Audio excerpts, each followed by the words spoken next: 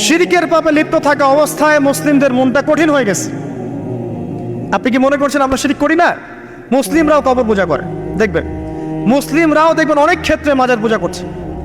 আমি বলিনি যে অলি আউলিয়ার মাজার জিয়ারত করা যাবে না, আমি এই কথা বলছি না, কিন্তু আপনি মৃত মানুষের কাছে আপনার ভালো মন্দ চাইতে পারেন না। কথা বুঝতে পারেন না?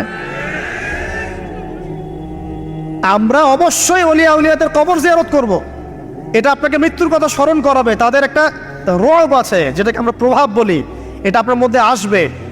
আমরা অবশ্যই জিয়ারত করব, জিয়ারত করতে বলেছেন নবী সাল্লাল্লাহু আলাইহি ওয়াসাল্লাম, কারণ এটা আপনাকে পরকালের কথা কি করবে, স্মরণ করাবে। উমরা করতে যান, আল্লাহ পাক সবাইকে তৌফিক দান করুন উমরা হজ করার এবং বড় হজ করার, আমি দোয়া করি। ওখানে সবচেয়ে সেরা যে দৃশ্যগুলো দেখা যায় তার মধ্যে একটা রাসূলুল্লাহ সাল্লাল্লাহু আলাইহি ওয়াসাল্লামের রওজা। ওখানে গেলে চোখের পানি ঝরে না এমন কোনো মুসলিম নাই, আছে? নাই। আরেকটা সবচেয়ে মন নরম করা একটা দৃশ্য হচ্ছে জান্নাতুল বাকি, যেটা আমরা বাকিউল গারকাত বলি, যেখানে আপনি দেখবেন সাহাবায়ে কেরাম রাদিয়াল্লাহু আনহুমের কবর, যতদূর চোখ যায় তাদের কবর।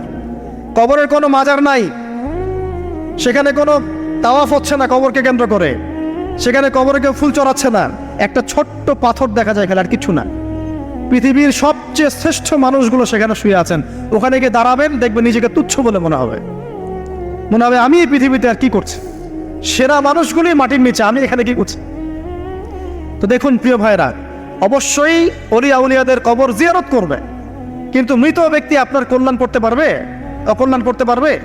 হ্যাঁ, তারা আল্লাহর কাছে সুপারিশ করতে পারবে আল্লাহ পাক যখন তাদেরকে অনুমতি দিবেন। তারপরে আল্লাহ পাক যখন অনুমতি দিবেন তখন নবী সাল্লাল্লাহু আলাইহি ওয়াসাল্লাম সুপারিশ করবেন, অলি আউলিয়াগণ করবেন, আলেম ওলামা করবেন, শহীদগণ করবেন, হাফেজে কোরআন করবে, অনেকেই করবেন ইনশাআল্লাহ। আল্লাহ পাক আমাদের তাকদীরে এইসব সুপারিশ নসিব করুন বলি না আমি। মুসলিমরা আজকে শিরিক করছে অনেক ক্ষেত্রেই। দেখবেন হাতে একটা এই যে বালা পরে আছে, খুলে না। কেন খুলেন না ভাই? বলে যে এটা খুললে যদি রোগ হয়। রোগ দেওয়ার মালিক কে? ওই বালা না আল্লাহ? এই যে আপনার বিশ্বাস জন্মে নিয়েছে, এই যে বিশ্বাসটা জন্মিয়েছে আপনার হাতের উপরে, এই বালার উপরে, এটাই শিরক, এটাই শিরক।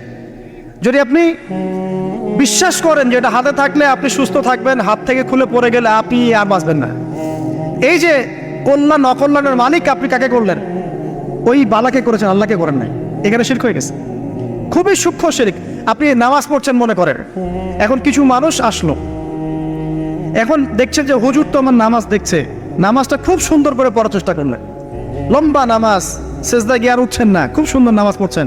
এই যে মানুষকে দেখানোর জন্য নামাজটা পড়ছেন, এটা শিরক। এটা কি? এটাও শিরক।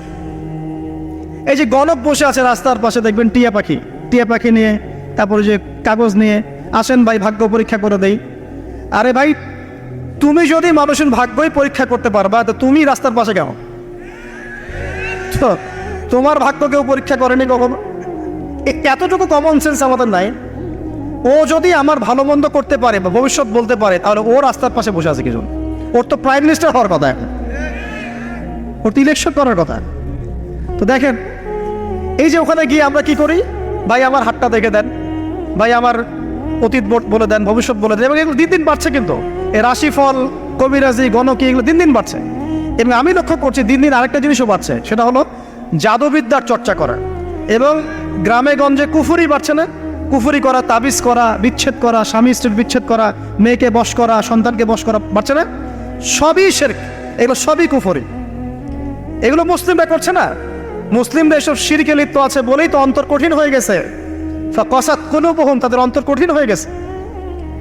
তো একটা হাদিস বলে এখানে খালি, নবী সাল্লাল্লাহু আলাইহি ওয়াসাল্লাম বলছেন, যদি কেউ কোনো গণকের কাছে যায়, গিয়ে বলে দেখেন তো আমার হাতটা একটু, ও কিন্তু বিশ্বাস করে না যে এ ভবিষ্যৎ বলতে পারে, খালি এমনি বলেছে একটু দেখেন তো, বলার সাথে সাথেই 40 দিনের নামাজ কবুল হবে। আর যদি তার বলা কথায় বিশ্বাস করে যে হ্যাঁ তোমার ভবিষ্যৎ খুব ভালো, তুমি চাকরি পাবা, এটা করবা সেটা করবা, এবং সে বিশ্বাস করলো হ্যাঁ এটাই হবে, তখন নবী সাল্লাল্লাহু আলাইহি ওয়াসাল্লাম বলছেন সে যেন আল্লাহর পক্ষ থেকে যা নাজিল হয়েছে, মানে এই যে কোরআনুল কারীম, এই কোরআনকে যেন সে অস্বীকার করলো, মানে কুফরি করলো। এগুলো আমরা করছি না ভাই? অনেক কিছু করছে। আমরা স্তম্ভের পূজা করছি, অনেক মুসলিম আগুনের পূজা করছে। আগুন জ্বালিয়েছেন, মাথা নত করছেন কেন? আগুনের সামনে আপনি মাথা নত করবেন কেন? আপনি একটা স্তম্ভের সামনে, গাছের কাছে, গাছের সামনে দাঁড়িয়ে মাথা নত করে ধ্যান করবেন কেন? আপনি মেডিটেশন করছেন কি জন্য? আপনাকে নামাজ দেওয়া হয় নাই? 5 ওয়াক্ত নামাজ দেওয়া হয় নাই? নামাজের চেয়ে বড় মেডিটেশন কিছু আছে নাকি? আপনি ধ্যান করছেন কি জন্য?